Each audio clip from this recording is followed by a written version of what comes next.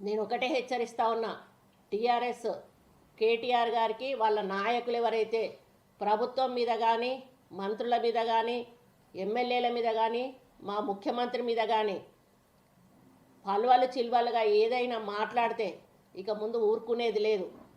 ప్రతి ఒక్కరికి కూడా మేము సమాధానం చెప్తాం. వాళ్ళు తప్పులు చేస్తే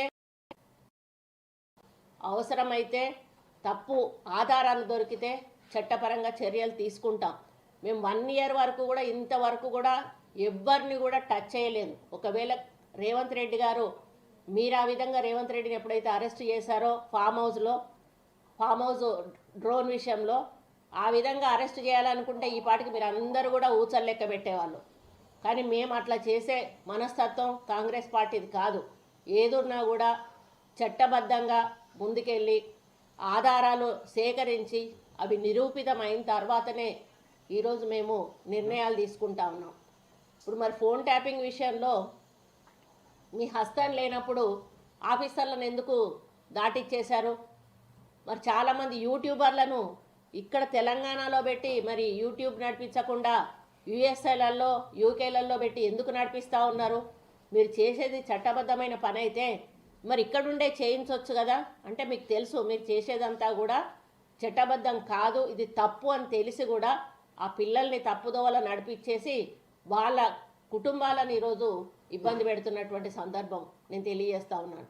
కాబట్టి ఇవన్నీ కూడా చాలా బాధాకరం. రాజకీయం అంటే ఒక మంచి వాతావరణంలో, ఎందుకంటే నేను 30 సంవత్సరాల నుంచి రాజకీయాల్లో ఉన్నాను. అసెంబ్లీలో చాలా విమర్శలు చేసుకున్నాం. అంటే విమర్శలు అంటే ఇప్పుడు చేసుకునే విమర్శలు కాదు, ఒక గౌరవప్రదమైన విమర్శలు చేసుకునే వాళ్ళం. బయటకు వచ్చినాక ఒక ఫ్రెండ్లీ వాతావరణంలో మేమందరం కూడా మాట్లాడుకునే వాళ్ళం. ఇప్పుడు ఎట్లయిపోయిందంటే రాజకీయం టీఆర్ఎస్ వాళ్ళు కాంగ్రెస్ వాళ్ళతో మాట్లాడారు, కాంగ్రెస్ వాళ్ళు టీఆర్ఎస్ వాళ్ళు.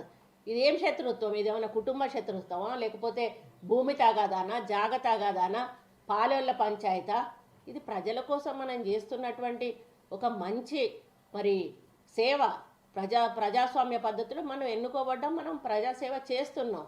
కానీ దాన్ని ఏదో శత్రుత్వంగా తీసుకొని మరి అదే కక్షలాగా పెట్టుకొని అది ముందుకెళ్ళి దీన్ని ఒక అంటే వేరే మార్గంలోకి తీసుకెళ్లడం ఏదైతే ఉందో ఇది సరైంది కాదు.